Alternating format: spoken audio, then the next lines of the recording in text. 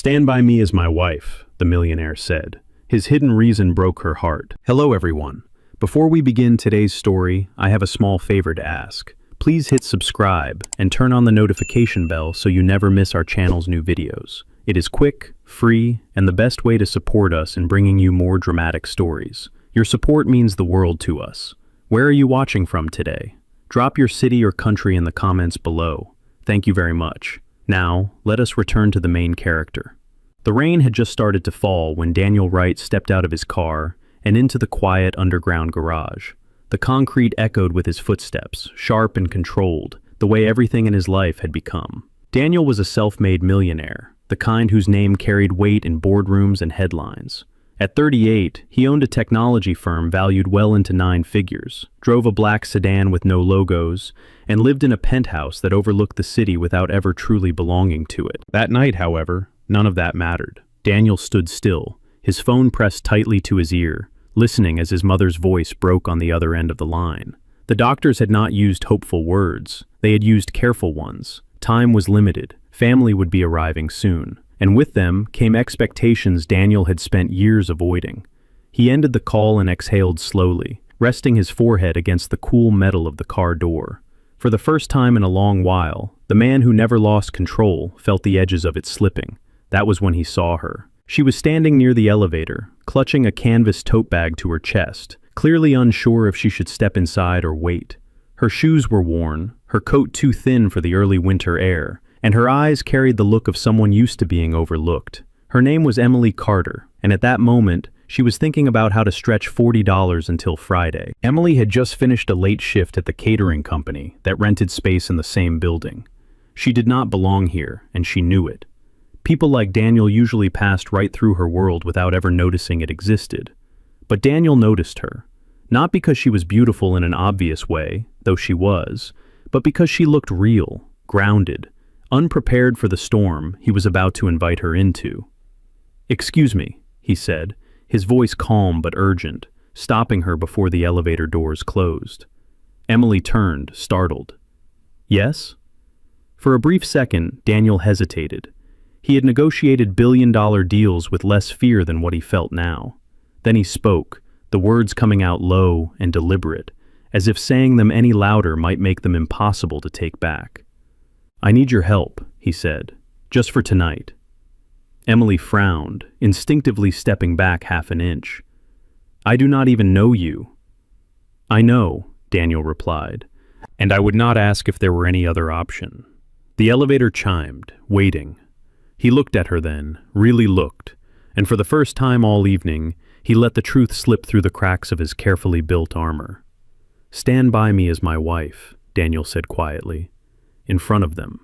Emily stared at him, certain she had misunderstood. "Your wife?" "Pretend," he added quickly. "Only pretend. No lies beyond what is necessary. No expectations after tonight." She searched his face for arrogance, for mockery, for the kind of cruelty that came with wealth.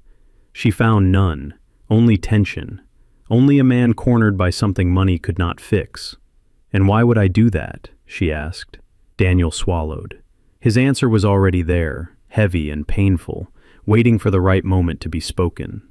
He glanced toward the elevator, toward the upper floors where his family and his past were about to collide. "Because if I walk in alone," he said, "everything I have worked to protect will fall apart." Emily did not know it yet, but that single sentence was the beginning of a choice that would change both of their lives forever. The elevator doors slid shut behind them with a soft metallic hum. For a moment, neither Daniel Wright nor Emily Carter spoke. The car began to rise, smooth and silent, carrying them upward through the building Daniel had designed as carefully as his public image. Emily stood near the wall, her canvas tote still clutched in both hands, her heart beating faster with every passing floor. She could feel the weight of the question hanging between them, heavy and unresolved. Finally, she broke the silence. "You asked me to pretend to be your wife," Emily said carefully. "You did not ask if I wanted to be part of whatever storm you are walking into." Daniel turned to face her fully. The overhead light caught the sharp lines of his face, but there was something unguarded in his eyes now. He nodded once. "That is fair," he said. "You deserve to know exactly what you are agreeing to." The elevator slowed briefly, then continued its ascent. "My family is arriving tonight," Daniel went on.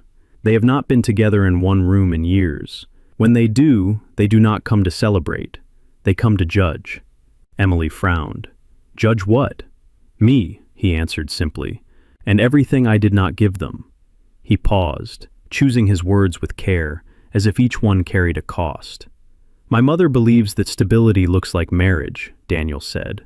"Not because she is old-fashioned, but because she is afraid of leaving this world knowing her son is alone." Emily felt something soften in her chest despite herself. "And if you show up alone," she said, "they will blame you."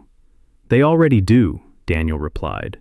"Tonight they will just be louder about it." The elevator doors opened briefly at an empty floor, then closed again. Time felt suspended, like the moment before a decision could no longer be taken back. Emily shifted her weight.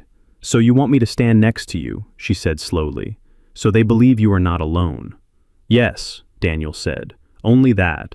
She studied him then, really studied him. This was not a man asking for a trophy. This was a man asking for cover.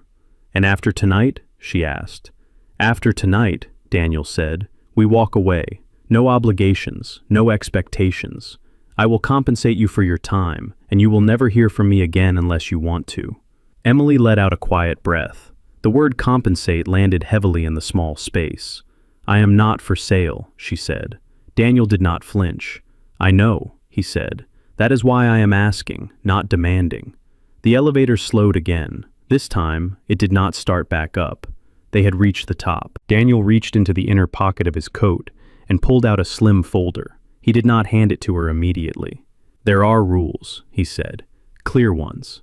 He opened the folder just enough for her to see the neatly printed page inside.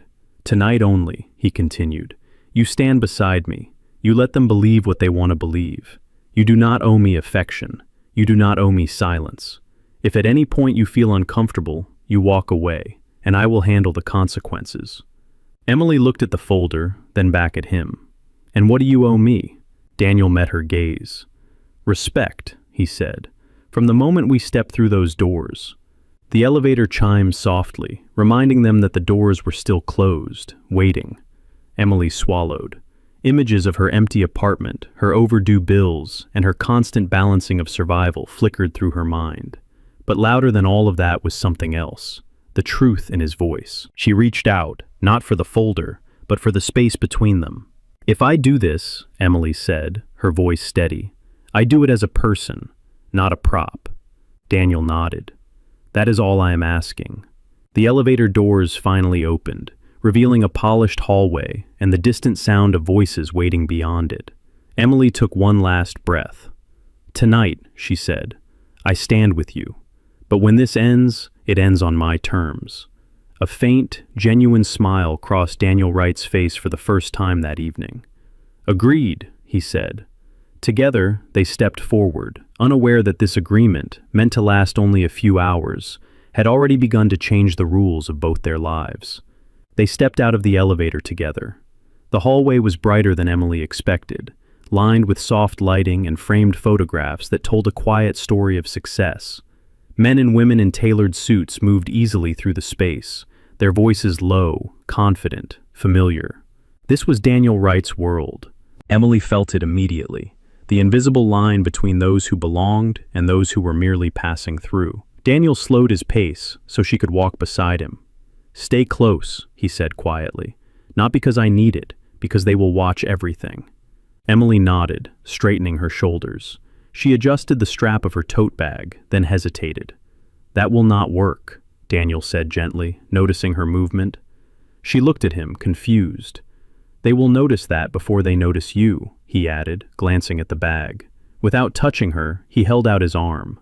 Emily stared at it for half a second longer than necessary. Then she placed her hand on his sleeve. The reaction was immediate. Conversations nearby softened, heads turned, eyes lingered. Emily felt the shift like a wave moving through the room. She was no longer invisible. She was being evaluated. They entered the main living area, where a group of people stood around a long table set with glasses and untouched food. At the center of it all stood a woman with silver hair pulled back neatly, her posture dignified despite the fatigue in her eyes. Daniel stopped. "That is my mother," he said softly.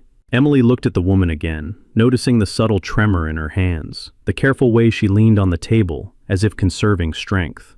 This was not a powerful matriarch guarding her territory. This was a woman trying to hold her family together for as long as she could. Before Emily could say anything, Daniel's mother turned. Her gaze locked onto him first. Then it moved to Emily, and everything changed. "Daniel," she said, her voice lifting with surprise. "You did not tell me you were bringing someone." Daniel inhaled once, then smiled, the kind of smile that did not reach his eyes but softened his face. "Mom," he said, "this is Emily, my wife." The word landed with weight. Emily felt it in her chest before she felt it in her ears. For a heartbeat, the room was silent. Then Daniel's mother stepped forward, her eyes filling with tears that surprised everyone, including herself. "My goodness," she whispered, "you are married." She reached out, taking Emily's hands without hesitation. Her grip was warm, sincere. "You have no idea how long I have waited to hear that," she said. Emily swallowed, fighting the sudden burn behind her eyes. "It is nice to meet you," Emily said, her voice steady. "I am very glad to finally be here." Daniel's mother smiled at her, really smiled, then turned back to her son. "You did not tell me," she repeated, but now there was relief in her tone, not accusation. Daniel lowered his gaze slightly. "It happened quietly," he said, "the way Emily prefers." Emily felt his thumb press lightly against her hand, grounding her. One by one the others approached. An older man with sharp eyes and an even sharper smile looked Emily up and down. "She is not what I expected," he said. Daniel answered before Emily could. "That is why she matters." The man raised an eyebrow but said nothing more. As the evening unfolded, Emily found herself navigating conversations she had never imagined being part of. Questions came wrapped in politeness, each one testing her place. "Where did you meet? How long have you known each other? What does she do?" Emily answered honestly, without apology. "I work in catering," she said at one point. "I like work that keeps me on my feet." There was a pause. Then Daniel's mother nodded approvingly. "Good," she said.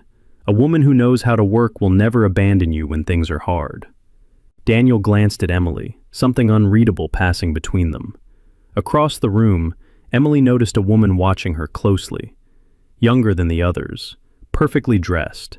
Her expression was cool, calculating. "Who is that?" Emily asked quietly. "My cousin," Daniel replied. "She does not like surprises." Emily looked back at her, meeting her gaze without flinching. The woman smiled thinly, then turned away. Emily felt the first true crack in the evening's calm. This was not just a performance. This was a battlefield disguised as a living room. And standing at Daniel's side, Emily realized something she had not expected. Tonight was not only about pretending to be his wife. It was about surviving the people who would never believe she deserved to stand there at all. The tension did not announce itself loudly. It crept in quietly, hiding behind polite smiles and carefully chosen words. Emily felt it as she stood beside Daniel, her hand still resting lightly on his arm while conversations flowed around them. Laughter rose and fell, glasses clinked, and yet beneath it all, there was an undercurrent she could not ignore. Eyes followed her when people thought she was not looking. Judgments were made in pauses, in raised eyebrows, in questions that sounded harmless but were anything but. "So, Emily," Daniel's aunt said, tilting her head with practiced curiosity, "how did you and my nephew meet?" Emily answered smoothly. "Through work," she said. "Not the kind you read about, but the kind that pays the bills." A few people chuckled, uncertain whether it was a joke. Daniel's aunt smiled thinly. "That must have been unexpected." "It was," Emily replied. "Most good things are." Daniel felt the subtle shift beside him. Emily was holding her own, but every word cost her something. He tightened his arm just enough to let her know he was there. Across the room, Daniel's cousin watched closely. Her name was Rachel, and she had never liked losing control of a narrative. She approached with a glass of wine, her heels clicking sharply against the floor. "Emily, right?" Rachel said brightly. "You seem very calm for someone who just married into this family." Emily met her gaze. "Calm comes from knowing who you are," she said, "not where you stand." Rachel smiled, but her eyes hardened. That confidence will be tested. Before Emily could respond, Daniel spoke. "That is enough," he said evenly. "Emily is my wife. You will treat her as such." Rachel raised her glass slightly. "Of course, I was just curious." Curiosity, Emily realized, was a weapon here. As the evening wore on, Daniel's mother asked Emily to sit beside her. The older woman rested often, her strength fading in small, quiet ways. Emily noticed the way Daniel hovered nearby, attentive but restrained, as if afraid to show how much he cared. "You make him calmer," Daniel's mother said softly when Daniel stepped away to take a call. "He carries too much alone." Emily hesitated. "He does not show it." "He never does," the woman replied. "That is why I worried." Emily felt her chest tighten. This was not part of the agreement. This was not acting. This was a woman holding on to hope. Later, when Daniel returned, he found Emily standing near the balcony doors, staring out at the city lights below. He joined her without speaking at first. "You handled them well," he said finally. "They are not cruel," Emily replied. "They are afraid of change." He nodded. "So am I." She turned to him then. "You could have chosen someone else," she said. "Someone who fits better." "I did not need someone who fit," Daniel answered. "I needed someone who would not disappear when things became uncomfortable." Emily studied his face, searching for calculation. She found none. At that moment, a raised voice cut through the room. "Daniel," Rachel called sharply. "We should talk. Now." The room quieted. Daniel looked at Emily. "Stay here," he said. She shook her head. "No, I stand with you. That was the deal." They walked back together, every step watched. Rachel placed a folder on the table. "You should explain this," she said, tapping it, "before everyone else draws their own conclusions." Daniel did not open it. "There is nothing to explain." "There is," Rachel insisted, "because this marriage came out of nowhere, and in this family, nothing happens without a reason." Emily felt the weight of every eye in the room turned toward her. This was no longer a performance. This was a test. And for the first time that night, Emily understood something clearly. Whatever Daniel's hidden reason truly was, it was powerful enough to make enemies, and she was standing directly in its path. The room remained silent after Rachel's words. Every face turned toward Daniel, waiting. Emily could feel the tension tightening around her ribs, the kind that made breathing feel like a choice instead of a reflex. She did not move. She did not look away. If this moment was meant to break her, she would not make it easy. Daniel stepped forward slowly. "There is nothing improper about my marriage," he said. His voice was calm, but there was steel beneath it. "Emily is here because I asked her to be." Rachel crossed her arms. "You asked her," she repeated. "That is exactly the problem." She turned to the others. "Do you all find it strange that Daniel, who avoided commitment for years, suddenly appears with a wife none of us have ever met? No announcement, no warning, just tonight." Murmurs spread through the room. Daniel's mother shifted uncomfortably. "Rachel, this is not the time."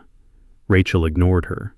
"It is exactly the time, because decisions made tonight will affect inheritance, medical authority, and control of family assets." Emily felt Daniel stiffen beside her. So that was it. This was not about love or appearances. This was about power. Emily looked at Daniel, searching his face. His jaw was tight, his eyes dark with something he had been holding back all evening. "You should have told me," Emily said quietly. Daniel did not answer right away. When he did, his voice was lower, rougher. "I wanted to," he said, "but I did not want you to feel trapped." Rachel smiled faintly. Too late. She slid the folder across the table. "Legal documents," she said, "updated last week. Mother signed them after her last hospital visit." Daniel's mother looked up sharply. "I did not sign anything without reading it." Rachel met her gaze. "You signed what you thought was a medical consent form." The room froze. Emily felt the blood drain from her face. Daniel took the folder, opened it, and skimmed the pages. His hands did not shake, but something inside him clearly did. "They gave you two choices," Rachel continued. "Prove you have built a stable family, or surrender control to those who have." Daniel closed the folder. "So that is why you needed a wife." Emily said softly. The words were not accusation, they were realization. Daniel turned to her. At first, he said, yes. Her chest tightened. She had known this was not a fairy tale, but hearing it aloud still hurt. But not anymore, he added quickly. Emily, I swear to you, that is not why I asked you to stay. Rachel laughed quietly. Intentions do not matter. Outcomes do. Emily stepped forward then, her voice steady despite the tremor in her hands. So let me be clear, she said, addressing the room. I did not marry Daniel for money, control, or advantage. I did not even know this world existed until tonight. Rachel tilted her head. And yet, here you are. Yes, Emily said, because someone asked me to stand beside him when everyone else was prepared to tear him apart. She turned to Daniel's mother. Your son is not weak, he is alone. There is a difference. The older woman's eyes filled with tears. I never wanted this, she whispered. I only wanted to know he would not face what comes next by himself. Emily felt the weight of that sentence settle into her bones. She looked back at Daniel. So this is your hidden reason, she said. Not pride, not image. Fear. Daniel nodded once. Fear of losing her, he said, and fear of losing myself. Emily felt tears rise before she could stop them. Not because she had been used, but because she understood. Rachel watched the exchange, her expression hardening. Understanding does not change the documents. Emily wiped her eyes, then straightened. No, she said, but truth changes people. She turned back to Daniel, her voice quiet but certain. You asked me to stand by you as your wife, she said. I agreed to tonight, nothing more. Daniel held her gaze, waiting. She took a breath. But I will not let anyone use your fear as a weapon, Emily continued. If this family wants a performance, they will not get one from me. They will get honesty. The room held its breath. Rachel's smile faded. Daniel reached for Emily's hand, uncertain, careful. She did not pull away, and in that moment, both of them understood something neither had expected. The contract had been temporary, but the consequences were not.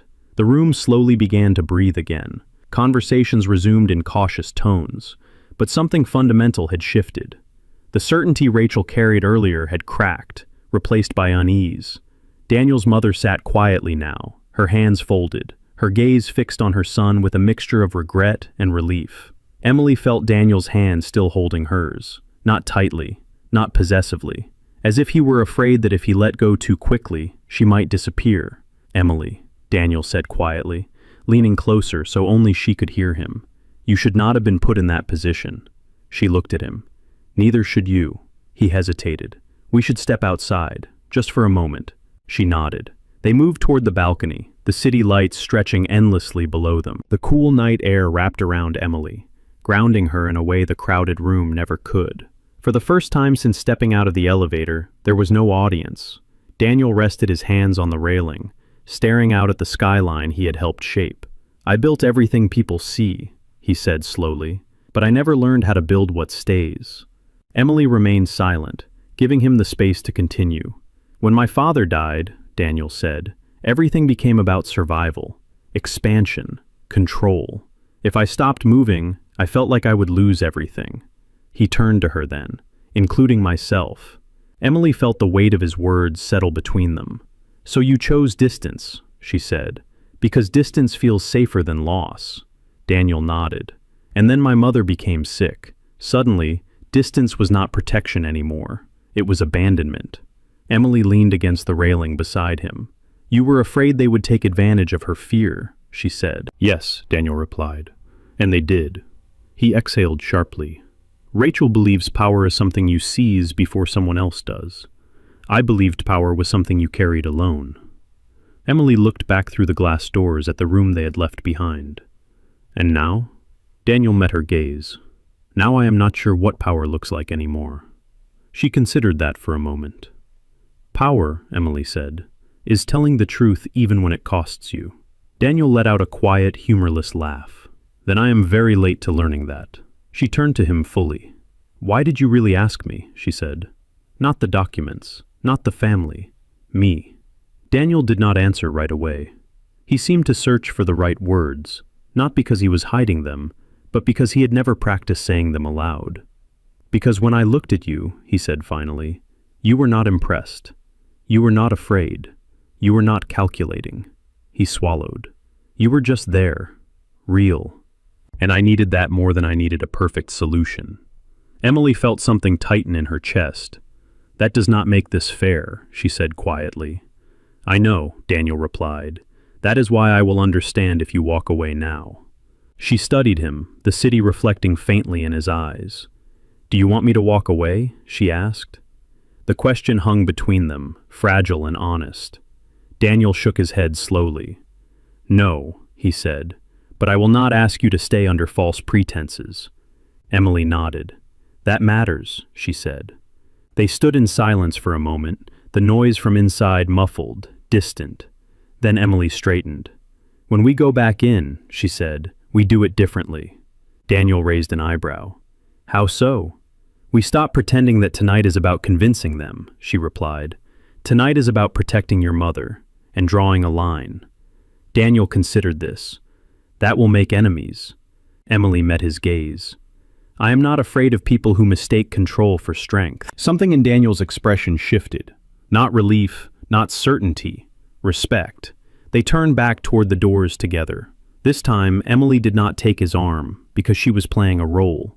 She did it because she chose to. And Daniel understood that whatever happened next, the most dangerous part of the evening was already behind them. They had stopped pretending with each other, and that truth carried a weight far greater than any contract ever could. When Daniel and Emily re-entered the room, the atmosphere had changed again. The quiet tension from earlier had sharpened into something more deliberate. Rachel was no longer standing near the table. She was speaking softly with two men Emily had not met yet, both dressed with the ease of people accustomed to influence. One of them held a tablet. The other watched Daniel closely, as if measuring him. Daniel recognized them immediately.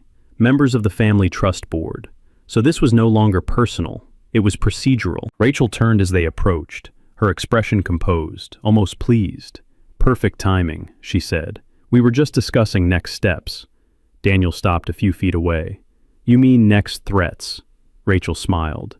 "You always did dramatize reality." One of the men stepped forward. "Daniel," he said calmly, "this does not have to become adversarial, but clarity is necessary." "Clarity about what?" Daniel asked, his voice even. "About the legitimacy of this marriage," the man replied, glancing briefly at Emily, "and whether it satisfies the requirements outlined in the amended trust." Emily felt the weight of the moment settle on her shoulders. "So this is what you want," she said quietly, "to turn a family moment into a legal trap." Rachel tilted her head. "We want to protect the future. Appearances are not protection." Daniel took a step forward. "Enough. My mother is exhausted. This discussion ends tonight." Rachel crossed her arms. "It cannot. Not when everything is at stake." Emily felt Daniel tense beside her, and she understood something then. This was the moment the script broke. Not for the family, for her. She released Daniel's arm. The movement was small, but it was noticed immediately. Daniel turned to her. "Emily." She met his eyes. "I need to say this." She faced the room. "I agreed to stand here tonight," Emily said clearly. "Not to be interrogated, and not to be used as leverage in a power struggle I did not create." One of the men frowned. "Miss Carter, with respect, your intentions are not the issue." "They are," Emily replied, "because intentions determine whether a person stays or walks away." Rachel's smile faded. "Careful," she said. "You do not understand what you are stepping into." Emily nodded. "You are right. I do not belong to this world." Daniel felt a sharp pull in his chest. "But I do understand one thing," Emily continued. "Fear does not give anyone the right to control someone else's life." She turned to Daniel then, her voice softening. "You asked me to stand beside you," she said. "I did, when it mattered. But I will not be the reason they think they can corner you." Daniel stared at her. "What are you saying?" "I am saying," Emily replied, "that this stops being fake tonight." The room froze. Rachel laughed once, short and incredulous. "You think walking away helps him?" Emily shook her head. "No. I think staying silent hurts him." She took a breath, steadying herself. "So here is the truth," she said to everyone. Daniel and I agreed to pretend, not because he is weak, but because he was trying to protect his mother from manipulation. Gasps rippled through the room. Daniel's mother looked up sharply. Manipulation? Rachel's face hardened. You are crossing a line. Emily did not look at her. You crossed it first. Daniel stepped forward. Emily, you do not have to do this. She looked at him, eyes bright but calm. Yes, I do. She turned back to the room. If this family wants control, they will take it without me. I will not be your shield, and I will not be your excuse. Silence pressed in from all sides. Emily faced Daniel one last time.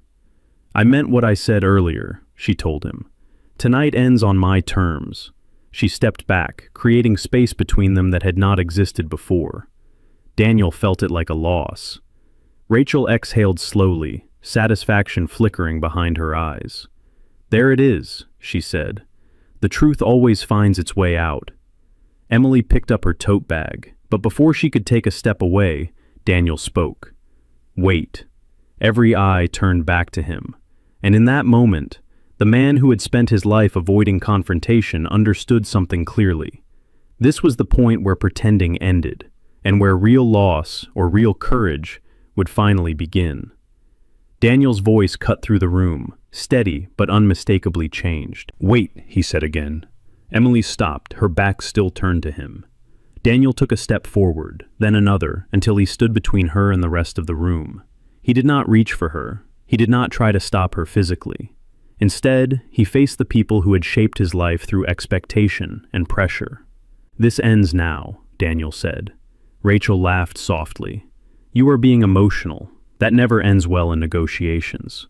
This is not a negotiation, Daniel replied. This is a decision. One of the men from the trust board cleared his throat. Daniel, think carefully. Words spoken tonight cannot be withdrawn. Daniel nodded. I am aware. He turned toward his mother, who was watching him with a mixture of fear and hope. Mom, he said gently, everything I built was supposed to protect you. But somewhere along the way, I let it become a weapon they could use against you instead. Her lips trembled. I never wanted to be the reason you were trapped. You were not, Daniel said. I was. Rachel stepped forward. If you proceed with this, she warned, you risk losing control of the trust. The board will intervene. Daniel did not look at her. Then let them. The room reacted immediately. Gasps, whispers, shock. Emily turned slowly, disbelief written across her face. Daniel finally looked at her. I asked you to stand beside me because I was afraid, he said. Afraid of losing my mother. Afraid of losing control. Afraid of standing alone. He took a breath. You did not just stand beside me. You reminded me who I am when I stop hiding. Emily shook her head slightly. Daniel, this costs you everything. Yes, he said, and pretending has already cost me more. He turned back to the room. There will be no more conditions, Daniel said clearly. No more performances. If the trust requires me to sacrifice my integrity to keep it, then I no longer want it. Rachel stared at him. You would throw away your future for someone you met tonight. Daniel answered without hesitation. No, I am reclaiming it. Silence fell heavy and complete. One of the board members exchanged a glance with the other. This will trigger a formal review, he said. You understand that? I do, Daniel replied. Emily stepped forward then, her voice quiet but urgent. You do not have to do this for me. Daniel turned to her, his expression calm, resolved. I am not doing this for you, he said. I am doing this because you showed me what courage looks like. He paused. But I hope you stay long enough to see who I become without all of this. Emily felt her chest tighten, tears threatening again. Not from pain this time, but from something deeper. Rachel scoffed. This is foolish. Daniel met her gaze for the first time since she began her attack. No, what is foolish is believing power matters more than people. He turned back to Emily, lowering his voice so only she could hear. I will not ask you to stay as my wife, he said. Not fake, not real. I will only ask you this. He held her gaze. Do not leave because of them.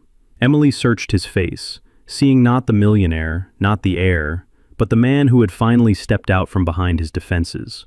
The room waited. For the first time all night, the decision was not about contracts, appearances, or fear. It was about choice.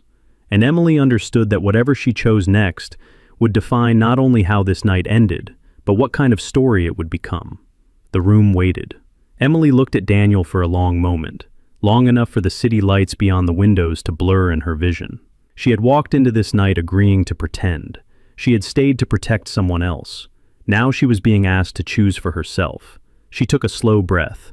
"I am not leaving because of them," Emily said quietly. The tension in Daniel's shoulders released, just enough for her to notice. "But I am also not staying because you gave something up," she continued. "I will not be your reward for sacrifice." Daniel nodded. "I would never ask you to be." Emily turned to face the room one last time. "This family does not need another performance," she said, "and Daniel does not need another role to survive." She looked back at him, her voice softer now. "What you did tonight matters, not because it impressed anyone, but because it was honest." Daniel met her gaze. "Then stay," he said simply. "Not as my wife, not as my shield, just stay." Emily considered that. She stepped forward and placed her hand in his. "I will stay," she said, "as myself."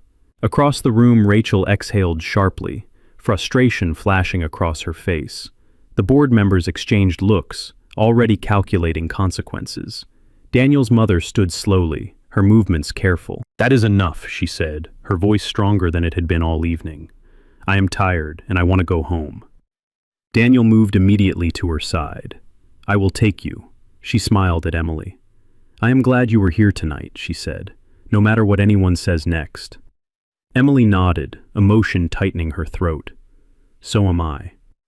The evening ended without applause, without closure, without victory speeches. People left quietly, unsettled by a truth they could not undo. The room emptied, leaving only echoes and the soft hum of the city outside. Later, Daniel walked Emily to the elevator. Neither of them spoke at first. When the doors opened, Emily paused. "Tomorrow will be difficult," she said. "You know that." Daniel nodded. "I do." "You might regret what you did," she added. "I already regret not doing it sooner," he replied. She smiled faintly. "Then we will see what comes next." The elevator doors closed between them, carrying Emily down and Daniel back into the life he had just changed. Weeks later, the headlines would talk about trust disputes and corporate restructuring. They would speculate about Daniel Wright's decisions and question his future. They would not talk about the night a man chose integrity over control, or about the woman who refused to be a role but stayed anyway. On a quiet afternoon not long after, Daniel stood in a small coffee shop far from boardrooms and glass towers. Emily was there, laughing softly over a spilled cup, entirely unremarkable to anyone else. He watched her, understanding something at last. Real commitment did not begin with contracts or promises made under pressure. It began when pretending was no longer necessary. And when he finally spoke again, the words were different. Not an agreement, not a request. "Stay with me," Daniel said, "as my wife." This time, there was nothing to hide, and nothing left to fear.